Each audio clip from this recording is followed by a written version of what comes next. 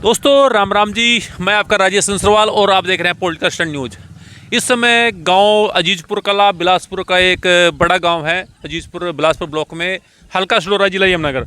और यहाँ पे जहाँ पे हम बैठे हैं, यहाँ पे एक 5-7 बुजुर्ग हैं जो बैठे रहते हैं हमेशा। जैसे हम यहाँ से निकलते हैं देखते हैं कि यहाँ बुजुर्ग बैठे रहते हैं।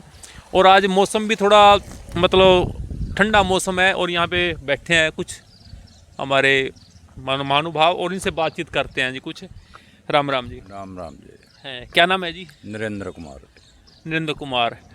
पंडित जी, जैसे यहाँ पे हम देखते हैं कि यहाँ पे काफ़ी लोग बैठे रहा आमतौर पर।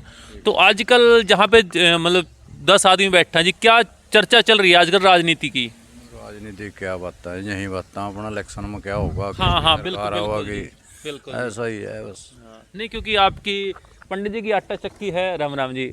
और यहाँ पे हमेशा सभी तरह के लोग आते हैं और एक चर्चा चलती है कि राजनीति में कैसा माहौल है। तो कैसा लग रहा है आपको जी? अभी देखो क्या कह सका इसके विषय में। जैसा कुछ होगा माहौल देखेंगे। जी जी जी, अभी थोड़ा टाइम है अभी। अच्छा, अभी मौजूदा सरकार है बीजेपी की, तो इनके कामों से कितना संतुष्ट है जी? बस कुछ काम ऐसे हैं अधूरे पड़े बहुत ज़्यादा। जी कुछ कर रहे हैं, कुछ अधूरे भी हैं। जी जी। हाँ जी। तो पंडित जी कह रहे हैं कि अभी टाइम लगेगा। तो पंडित जी राम राम जी। राम राम।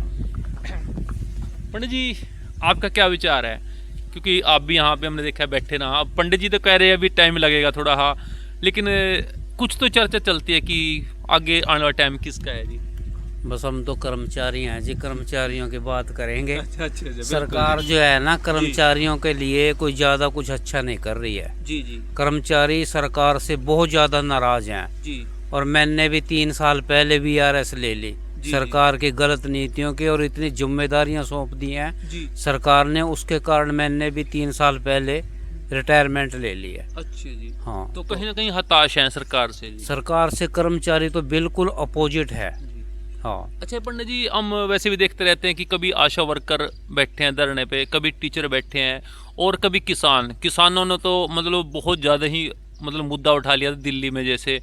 तो क्या आने वाले टाइम में सरकार को इन चीज़ों का नुकसान होगा जी? क्योंकि आज हर कोई धरने पे बैठा है जी। बिल्कुल नुकसान होगा जी। देखो कर्मचारी जो है बिल्कुल अपोजिट हैं सरकार से, जी क्योंकि सरकार जो है किसी भी संगठन से कोई बात नहीं कर रही है, जी न कर्मचारियों को कुछ दे रही है, जी। और कर्मचारियों को उत्पीड़न कर रही है सरकार। बिल्कुल जी।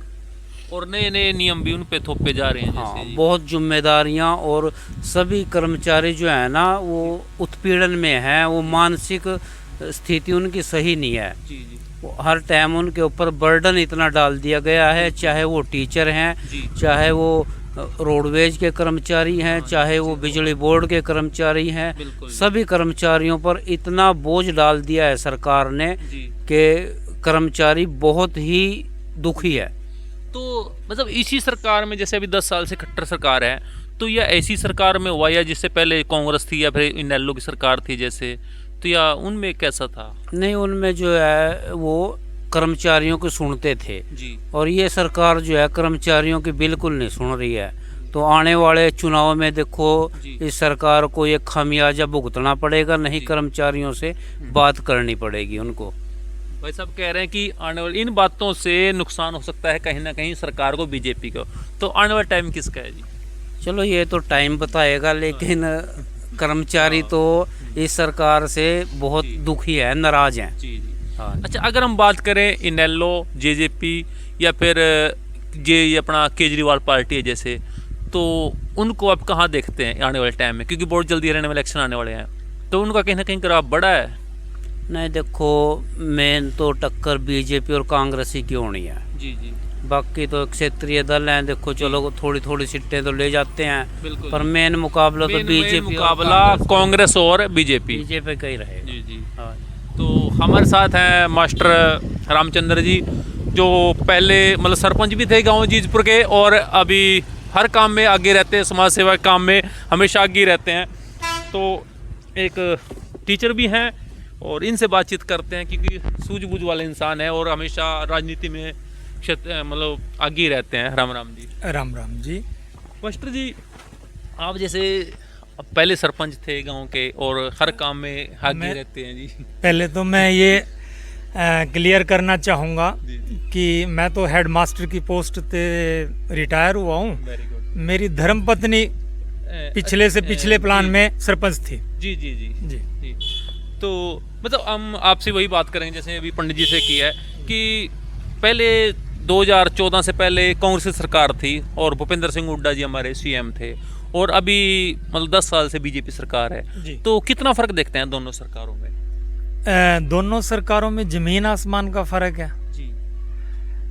कांग्रेस के राज में तो लूट खसोट का था, अच्छा। अब तो बिना खर्ची बिना पर्ची बिल्कुल फेयर काम है, पोर्टल से काम होता है, कोई किसी को किसी तरह की दिक्कत नहीं है। जी जो भी थोड़ा बहुत देखो कोई काम करता है उसमें खामियां तो रहती हैं, स्वाभाविक है, बिल्कुल जी लेकिन ये है कि इसमें जितना भी काम होता है वो फेयर है। जी जी रिश्वत के ऊपर भी काफी अंकुश लगा है। जी।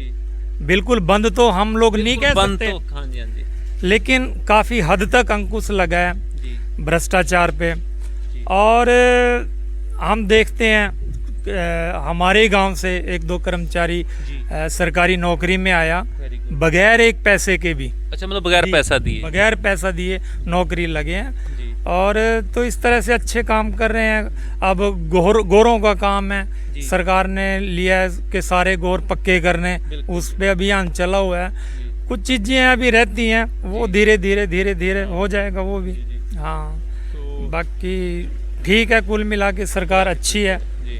तो मास्टर जी कह रहे हैं कि अभी खट्टर सरकार है और कुल मिला के ठीक है, चलो कुछ खामियां रहती है।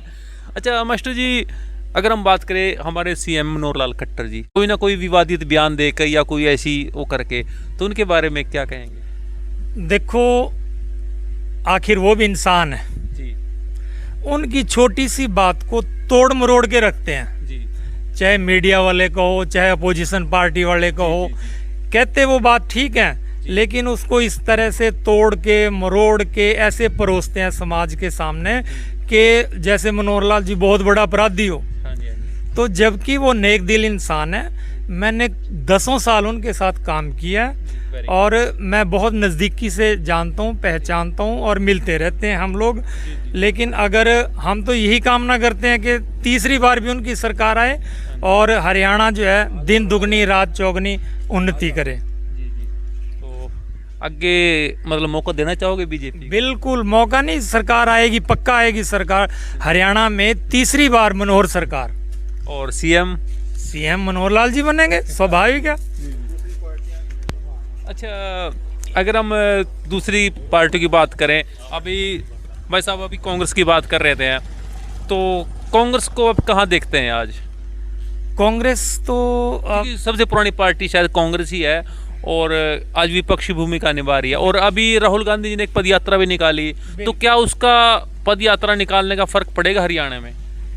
देखो ये अगर जमीनी हकीकत आदमी समझे, जी कांग्रेस को भारत को जोड़ो, भारत को जोड़ो। जी जी जी अपनी माननीय सोनिया गांधी जी हैं, जी जी विधवाएं अकेली रहती हैं। बिल्कुल जी राहुल जी हैं, जी कुंवारे हैं, वो अकेले रहते हैं। जी। वो एक परिवार को तो जोड़ नहीं सकते इकट्ठे, माँ और बाप बाहर को इकट्ठे, छोड़ने की बात करते हैं देश को जोड़ने की बात करते हैं। जी वो इकट्ठे एक मकान में नहीं रह सकते, वो अलग रहते हैं, वो अलग रहते हैं, और दोनों को एक दूसरे की ज़रूरत भी है। जी जी जी देखो हमारा जो सामाजिक ताना बाना है, अगर हम लोग उसके हिसाब से चलते हैं तो देखते हैं कि भाई ये तो जो देश जोड़ो, देश कहीं टूट रहा है, देश हमारा सुरक्षित है, मोदी जी के हाथों में है, अच्छा है। तो मैं नहीं, मोदी जी तो अच्छा अभी मास्टर जी एक बात और, जैसे 2014 में मोदी लहर थी, 19 में, तो क्या आपको लगता है कि अभी 2024 में मोदी लहर बरकरार रहेगी? उससे ज़्यादा, उससे ज़्यादा कहीं ज़्यादा।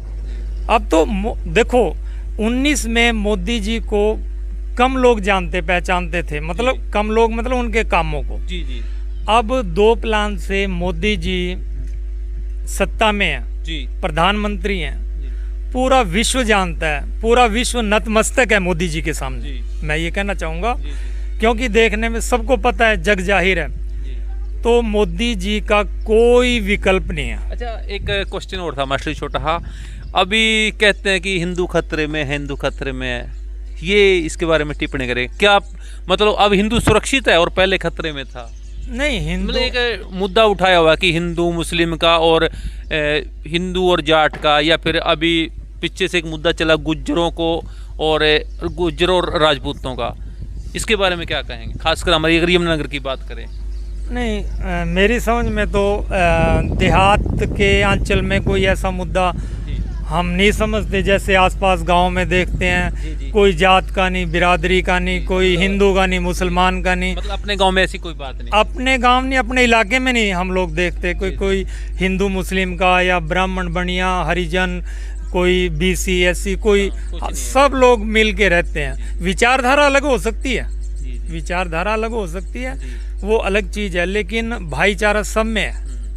तो ये मुद्दे राजनीतिक लोग बनाते हैं कि भाई हिंदुओं का, गुजरों का, मुसलमानों का, ये तो बस रेडीमेड है, बनाते हैं ये तो। अच्छा मास्टर जी, आप भी जैसे काफ़ी टाइम आपने सर्विस की और बाहर जाते हैं, एक हमारे यमुनानगर में काफ़ी टाइम से एक नशा बढ़ चुका है और नशे की चपेट में हमारा यमुनानगर बहुत ज़्यादा आ रहा है, तो हमारे युवाओं के लिए क्या कहना चाहेंगे? युवाओं की आज हर गांव में नशा ये एक बहुत बड़ी बीमारी है जी। इसके ऊपर सरकार को भी ज़्यादा ध्यान देना चाहिए जी। और मैं समझूंगा इसमें जो हमारा पुलिस विभाग है, बिल्कुल जी, वो थोड़ा नाकामयाब रहा है, क्योंकि हमारे ही गांव से देख लो जी, आज पकड़ के ले जाओ, शाम को छोड़ देते हैं वो लोग, रंगे हाथों पकड़े जाते हैं। चोरी करते, अभी 1-2 कांड हुआ हमारे गांव में, चोरी करते पकड़ा गया, नशा बेचते पकड़ा गया, और शाम को देखे फिर वापस आ गया। क्यों नहीं उनको जेल में डालते, क्यों नहीं उनको अंदर करते? तो ये हाँ मास्टर जी, जैसे कुछ लोगों का मानना है कि जब से बीजेपी सरकार आई है तब से हमारे यमुनानगर में नशा बहुत बढ़ गया है। नहीं, नशा देखो ये मानवीय वो है, जो लोग बच्चे, सरकार थोड़ा बच्चों को या हमको या किसी को कहेगी कि आप नशा कर लो, ये तो लोगों की वो है, प्राथमिकता है। कई बच्चे हैं चपेट में आ जाते हैं, संगति है, अच्छी भी संगति से होता है, और कुछ परिवार का भी असर होता है, पारिवारिक असर होता है, स्वाभाविक है। देखो हमारे कुछ एक परिवार हैं ऐसे हैं, 70% परिवार ऐसे हैं हमारे अजीजपुर कलां गांव में कि जिनमें कोई नशाबाज नहीं है, नशा नहीं करता। करीब 4-5% ही कहेंगे, वो ही जैसे एक मछली सारे तालाब को गंदा कर देती है ना, तो 20-30 बच्चे पूरे गांव में, देखो हमारी 3000 की आबादी है, 20-30 बच्चे, 20-30 लड़के हैं, बिल्कुल जो नशे की चपेट में, वो पूरे गांव को, इलाके को बदनाम कर देते हैं कि भाई नशा बहुत है। और वाकई है, उनको भी नशा बड़ा है। हाँ, उन पे थोड़ा ना अंकुश लगाना चाहिए सरकार को। ये मैं सरकार से भी निवेदन करूंगा कि भाई नशे पे रोक लगाए और सख्ती से निपटा जाए, पुलिस विभाग को